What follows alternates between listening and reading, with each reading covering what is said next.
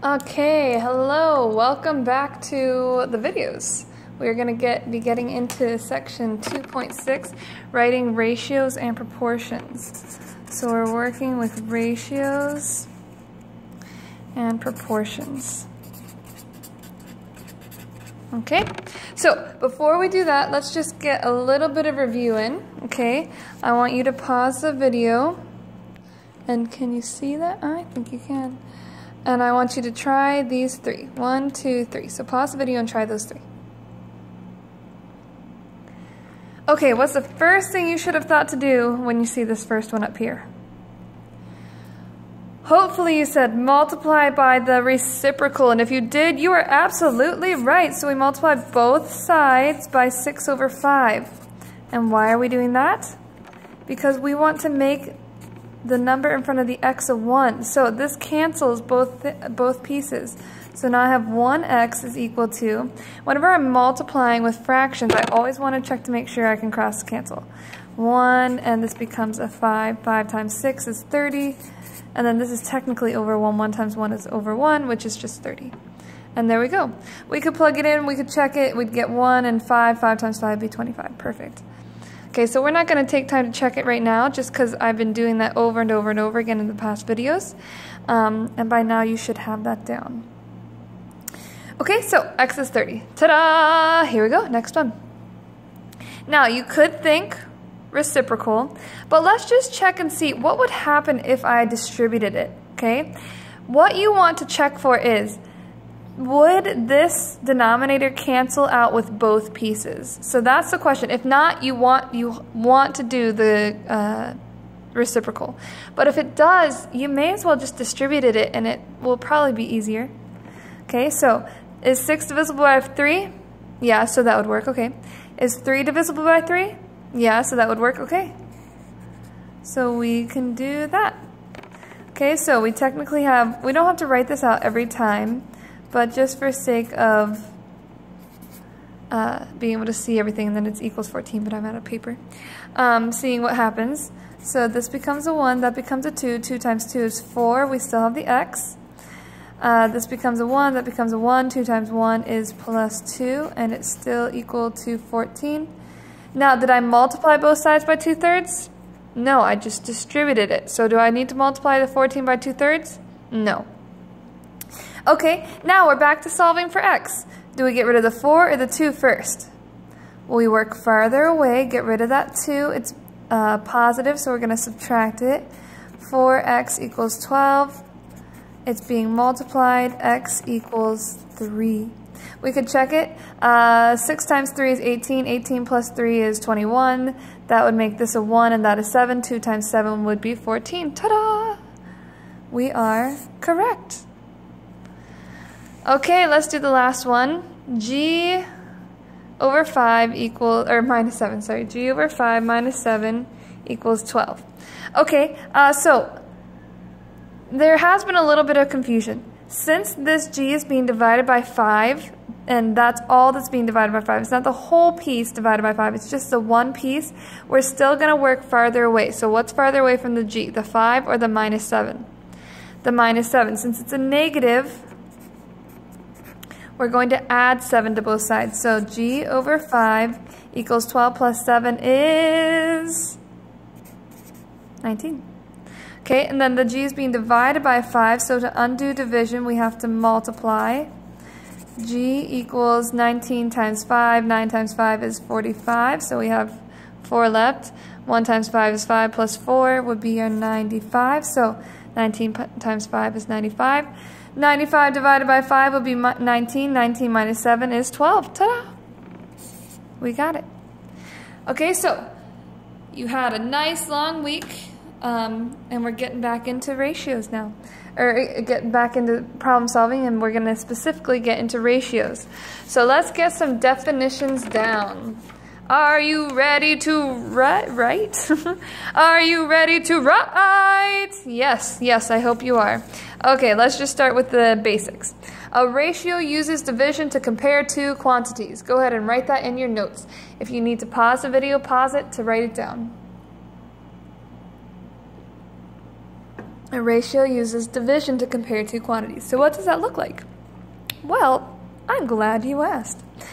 You can write the ratio with two quantities in 3 ways, okay? 3 ways. Count them. 1, 2, 3. 3 ways we can write ratios. And we're going to use A and B. Remember, they're variables that just represent numbers. So this can be any number.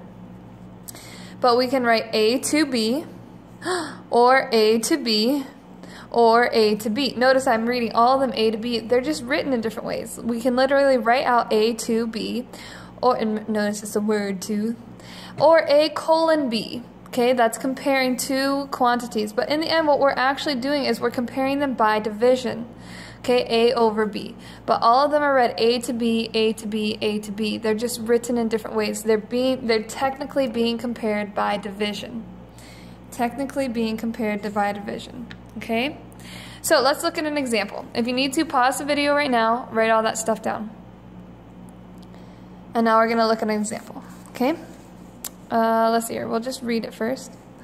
At a car wash, at a fundraiser car wash, 18 7th graders and 14 8th graders worked the first shift. Whew, that's a lot of people. Here we go. Let's see what we're trying to find. We want to find the ratio of 7th graders to 8th graders.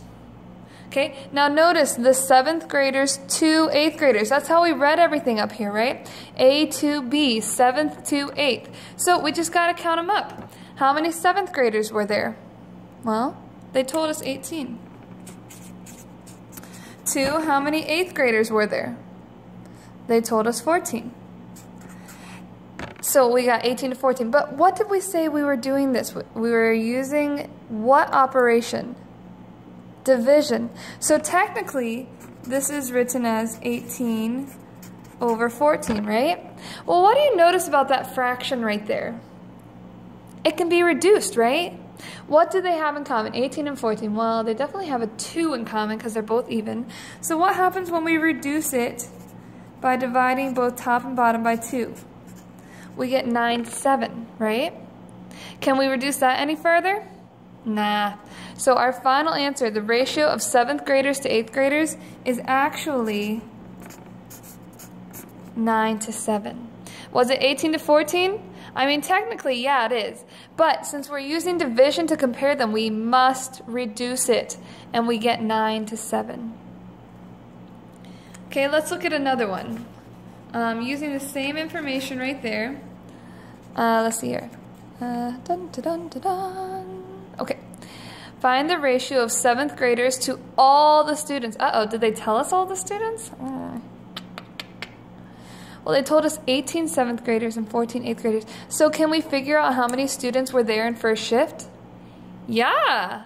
How? You mean we can add them together? We can say that all the students were 18 plus 14, 18 7th graders plus 14 8th graders. And we would get 8 plus 4 is 12. Carry the 1, 32. So it's 32 students in total. Well, what did it tell us to look for? 7th graders to all. Well, how many 7th graders were there? 18, right? 18 to all. How many were there in total? 32.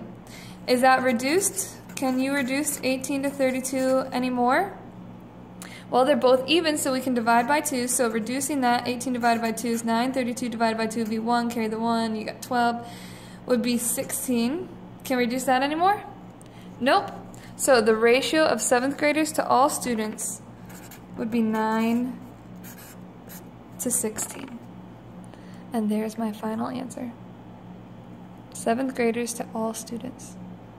That's not too bad, is it? No. So this is the easiest one, and it says what you're looking for. 7th graders to all. So I put 7th graders 18 to all. Add them together, 32.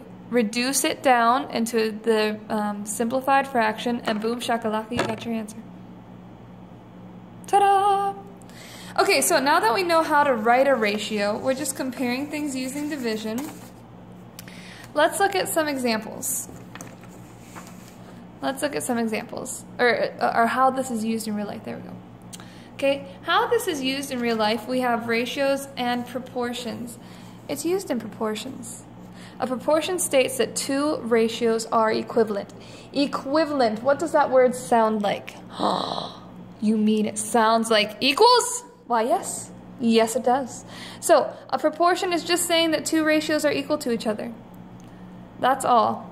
Okay, and remember, a ratio is a fraction. In reality, it's comparing two numbers by division.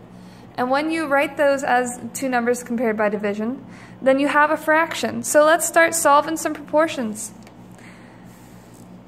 Oh, whoops, let's see here. Okay, so this is how we would write our proportions. A over B equals C over D. Okay, remember, these are just variables that represent numbers. A and B, A to B equals C to D. Why can't B or D be 0? B cannot equal 0, D cannot equal 0. Why not? Well, let me tell you. It is because you cannot have a 0 in the denominator. Our minds cannot handle it. Our calculators cannot handle it. We live in a finite world. So, you can never have a 0 in the denominator. Ever, ever, ever. No zeros in the denominator. Okay? It is undefined. We have no definition for it. So let's look at what it would look like. Okay, let's look at this first example. 12 over h equals 3 over 17. Are we comparing two numbers by division? Ratio. Are we comparing two numbers by division? Ratio. Have we set them equal? Proportion. Now the question is, how do I solve for h here? Well, let me tell you. You do the cross product. Now, the question is, what sign is this? It's an equal sign, right? Is it a multiplication sign? No, it is not. You cannot cross cancel when there is an equal sign. You can only cross cancel when you are multiplying two things together. Notice these pieces are being multiplied by each other. It's not an equal sign. You can only cross cancel like this when you are multiplying. When you have an equal sign, when you have a proportion, you do what is called the cross product. The cross product. Now, I think how you were taught in the past is you kind of drew your little squiggly lines like this, right? Okay? So we would do 12 times 17. 12 times 17. And when you do that, when you get 12 times 17, let's see here. I'm going to write it down here. 12 times 17, you get 14, you get 3, you get 7, you get 1, you get 4, you get 10, you get 204. Okay, so 12 times 17, you put it down here, 204. See how that went? 12 times 17, and I put it right there. Okay? Then you get 3 times h, and you put it right here. Now, do you know 3 times h? No. So we're just going to write 3 times h. Okay? Then, you know where to go from here. You know how to solve for h. How is the 3 paired with the h? With multiplication. So, in order to solve for h, we're going to divide both sides by 3. 204 divided by 3, well, I can't do 2, so 20 would be 6, and we'd have 2 left over. And then, so we'd have 24 would be 8, h equals 68. Okay? And 12 over 68 reduces down to 3 over 17, so we're correct. Sweet.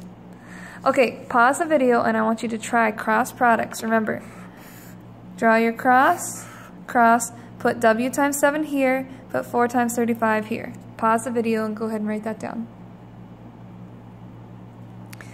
Okay, so you should have tried it. W times 7, well, we don't know what that is, so it's just 7w.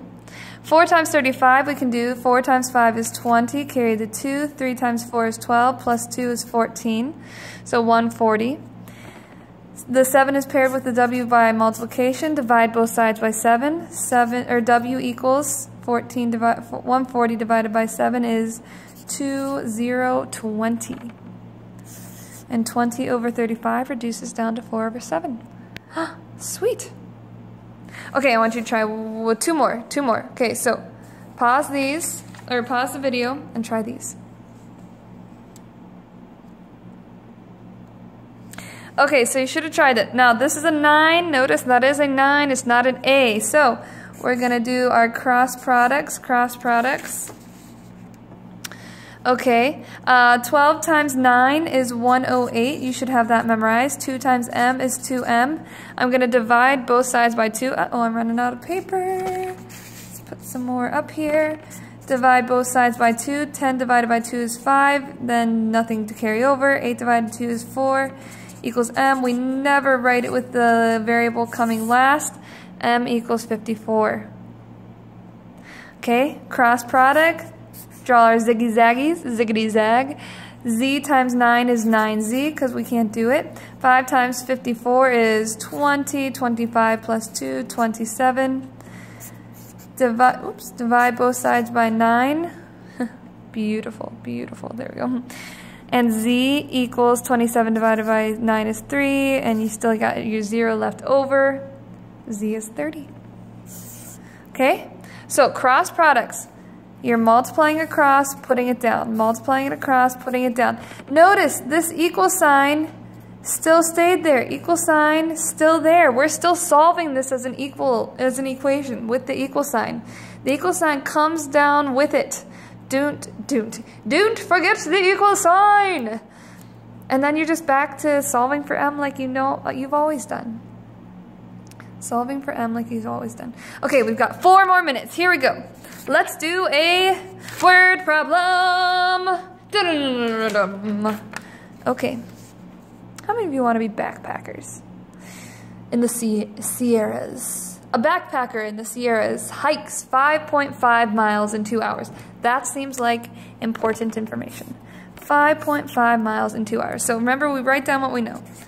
5.5 miles in 2 hours. Okay. If the if the hiking rate remains the same, so that means they're not slowing down, they're not speeding up, they're just going at a constant rate. How far will the person go in 7 hours? Okay, so I'm looking for the miles in 7 hours. Okay, as soon as you see this, that you have 2 pieces of information and you're still looking for the same type of information, and you have hours and miles, you can set up a proportion. Now here's what I want you to do. I want you to first, so that was the information, right? How many miles in 7 hours? And then you write down what you need to know, how many miles. That's what I need to know. So here's what I want you to do. I want you to write the words. What words do I know? Then I want you to write down what you know and what you don't know, unknown. Okay, this is going to be the process every time. What 2 things are we comparing? Miles, hours. So I'm just going to write it. Miles over hours. There are my words. Did I put any numbers in there? No. I'm just comparing miles and hours. Okay, well, what do I know? I know that it took 5.5 miles for 2 hours. Notice miles, hours. Well, I'm looking for something. Do I know how many miles? Notice the miles is staying on top. Do I know how many in that second time around? No, so I'm going to call it X. Do I know how many hours? Hours is on bottom. Yeah, 7. Can you solve this? Yes! Yes, we can! Okay, so go ahead, pause and solve. Okay, you should have paused and solved. So we've got our cross products. Notice the equal sign is still coming straight down. Okay, 2 times x is easy. 2x. Oops, the equal sign is a little high. That's okay. 2x equals 5.5 times 7. Okay, maybe I don't know that off the top of my head, but I can do 35. I have 3 to carry over, so 35 plus 3 would be 38. I have 1 decimal, so 38.5. Now, do you know how to solve from here? Yeah. Divide both sides by 2. You get x equals, well, let's see here. 3 divided by 2 would be 1. Carry the 1, so then we'd have 18 with nothing left over when we multiply by 9. Then we'd have the 5, so that would be 2 with 1 left over. Bring down another 0 and 5. So 19.25, but what were we looking for?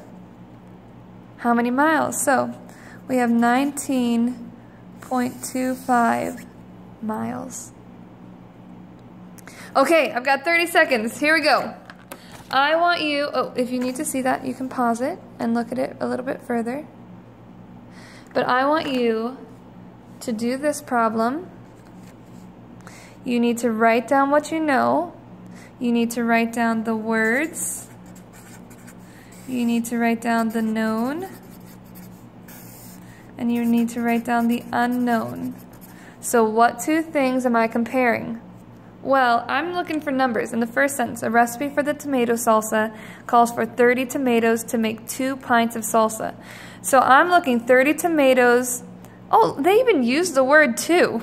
I mean, it's not really in the ratio format, but they happen to use it. So 30 tomatoes and 12 pints. So what do you think are the words I'm going to use here? Something over something. Write down when you compare them, the things that you know are true. So maybe that would be like this first sentence. And then the piece that you're trying to find. So maybe the second sentence. Set them equally to each other. Do your cross product. Okay? So I want to see that in your notes. And we will go over this when we're able to in class. Have a great night. I'll see you later.